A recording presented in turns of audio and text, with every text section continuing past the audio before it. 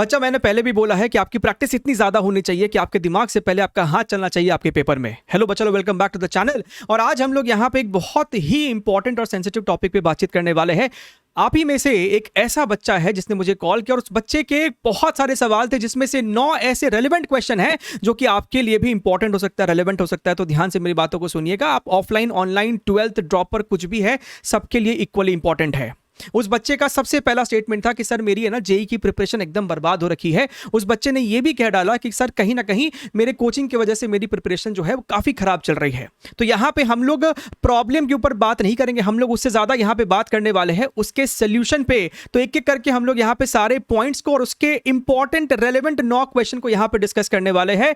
आपका इसमें से कौन सा प्रॉब्लम है जरूर से कमेंट कीजिएगा। और इसके अलावा अगर आपके कोई सवाल है मेंटोरशिप से रिलेटेड, आपके कोई क्वेरी है तो आप उसको जरूर से कमेंट कर सकते हैं।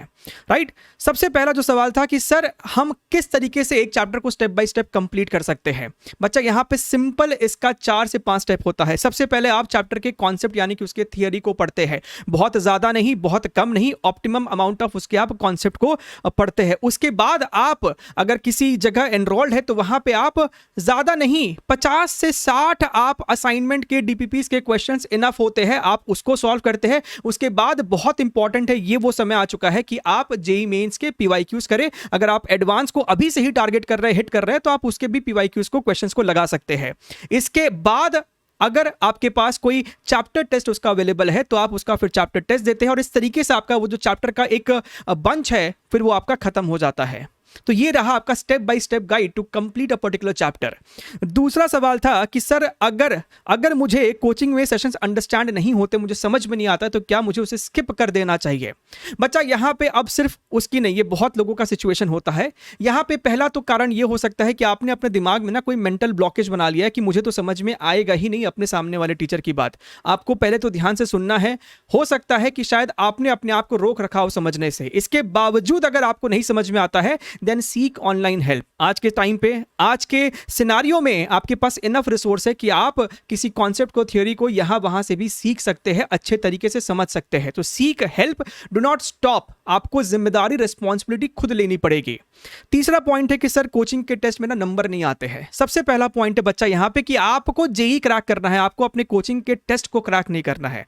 हैविंग सेड दैट, अच्छे नंबर आने से कॉन्फिडेंस बूस्ट होता है। तो आप देखिए कि आपके टेस्ट में नंबर क्यों नहीं आ रहे। अगर आपने सब कुछ पढ़ा था, टेस्ट का एनालिसिस कीजिए rather than crying over the marks. आप ये देखिए कि आपसे वहां पे क्या छूट गया, कौन सा वहां पे नया कॉन्सेप्ट था, उससे लर्निंग लीजिए, टाइम मैनेजमेंट सीखिए, नए सवाल को अप्रोच करने का स्किल सीखिए, कौन से सवाल को छोड़ना है एग्जाम को अपीयर करते वक्त, वो वाली स्किल पे फोकस कीजिए। चौथा सवाल है, should I attend classes if I know theory. Right, तो ये बेसिकली ड्रॉपर ओरिएंटेड सवाल है। बहुत से ऐसे ड्रॉपर बच्चे हो सकते हैं कि वो क्लासेस अटेंड कर रहे हैं लेकिन वो चैप्टर उनको बहुत अच्छे से आता है। तो बच्चा, यहाँ पे कोई जरूरी नहीं है कि आप उस थ्योरी के लेक्चर को भी कंप्लीट फॉलो करें, सुने। उससे बेटर है कि आप उसके असाइनमेंट्स एंड क्वेश्चंस को, पीवाईक्यूज को लगाना शुरू कर दीजिए, है ना। और विद टाइम जो भी आपके लेक्चर के नोट्स है उनको भी रेफर कर लीजिए कि कहीं कुछ एक्स्ट्रा या कुछ नया सॉल्व एग्जाम्पल तो नहीं कराया गया है क्लास में। तो ये आपको इंपॉर्टेंट बात है, ध्यान देना है, specially for your droppers. Right, ये जो आपका 5वां सवाल है ना, ये बच्चे से ज्यादा पेरेंट्स के लिए है। कई बार ऐसा होता है कि नंबर नहीं आने पे, आपके जो भी टेस्ट हो रहे होंगे यहाँ वहाँ, अगर आपके नंबर नहीं आते हैं तो पेरेंट्स बहुत दुखी हो जाते हैं। और मुझे ये तक सुनने में आता है कि पेरेंट्स ही कह डालते हैं कि कहीं हम लोग तेरे ऊपर पैसा वेस्ट तो नहीं कर रहे हैं, are we not wasting our resource, our time and our effort on you. तो बहुत सभी पेरेंट्स से दरख्वास्त, रिक्वेस्ट है कि ऐसे टाइम पे अगर आपका बच्चा पढ़ना चाहता है, अगर आप खुद पढ़ना चाह रहे हैं लेकिन नंबर नहीं आ रहे किसी कारणवश से, तो as an educator, as a guardian, as a parent, हमारा सिर्फ काम होता है बच्चे को मोटिवेट करते रहना, उनको पुश करना और उनको सही रास्ते पे गाइड करते रहना। राइट, जरूरी नहीं कि आपका जो रिजल्ट है ना वो आपको हर दिन दिखना शुरू हो जाए। रिजल्ट जब आता है ना तो झटके से रिजल्ट आता है, तो वेट कीजिए, आपका भी रिजल्ट झटके से ही आएगा। सिर्फ मार्क्स नहीं आने पे निराश नहीं होना है, अपना काम, अपनी पढ़ाई को जारी रखना है। 6th प्रॉब्लम यहां पे क्या है, problem solving is very weak, what to do. अब बच्चा, ये जो है सिर्फ आप ही नहीं, बहुत से बच्चों का ये प्रॉब्लम है। एंड कई बच्चे अपने अपने रेस्पेक्टिव जगह पे, वो जहाँ पे भी पढ़ाई कर रहे हैं, मैंने ऐसा सुना है, मैंने ऐसे देखा भी है कि कई बच्चे टेस्ट से पहले स्पेशली फिजिक्स में हमारा जो यूट्यूब पे हमारा जो प्रीवियस ईयर क्वेश्चंस का सॉल्विंग सेशंस है उनको देखते हैं, कॉन्सेप्ट को कैसे अप्लाई करना है, क्वेश्चन को कैसे अटैक करना है, डायग्राम को कब बनाना चाहिए कब नहीं बनाना चाहिए, उस स्किल को डेवलप करके वो अपने अपने टेस्ट में इंप्रूव कर पा रहे हैं। तो एक तो आप इस चीज को फॉलो कर सकते हैं। दूसरा, मेक श्योर कि आपकी रीडिंग हैबिट अच्छी होनी चाहिए क्वेश्चंस को पढ़ते वक्त। मैंने बहुत से बच्चों से ये फीडबैक भी सुना है कि सर हमसे सवाल सॉल्व नहीं होता है, लेकिन जब हम आपका डिस्कशन सुनते हैं, आपके सॉल्यूशंस को देखा भी नहीं है, आप जब क्वेश्चन को पढ़ते हैं उसी वक्त हम लोग भी समझ जाते हैं कि सवाल को सॉल्व कैसे करना है। सो बेसिकली यहां पे आपको सीखना पड़ेगा, समझना पड़ेगा कि क्वेश्चन को कैसे रीड करना है, कहां पे पॉज लेके आपके इंपॉर्टेंट डेटा को अपने नोटबुक में लिखना है, डायग्राम बनाना है। उसी से आपका आधा काम तो उसी वक्त खत्म हो जाता है, उसी वक्त आपका आधा काम खत्म हो जाता है। 7th problem, right, how much time to spend on a particular chapter. इसके ऊपर मैंने आपको ऑलरेडी वीडियो बना दिया है, लिंक आपको डिस्क्रिप्शन बॉक्स में है। किस चैप्टर को ऑप्टिमम कितना टाइम आपको देना चाहिए, कहां से करना है, कितना करना है, वो सब समझाया है, कौन सा इंपॉर्टेंट चैप्टर है। How to handle theoretical questions, जो कि आपको इस टाइम पे जेईई मेंस में जिस प्रकार के देखे जा रहे हैं। देखिए, थ्योरेटिकल क्वेश्चंस को करने के लिए कोई आपको कुछ बहुत अद्भुत काम नहीं करना है, right. Yes, you can definitely go for reading daily। आप 25 to 30 minutes of your time you can find to read some decent book। चाहे वो बुक आपका इवन एनसीईआरटी फिजिक्स हो सकता है, आपकी एचसीवी हो सकती है।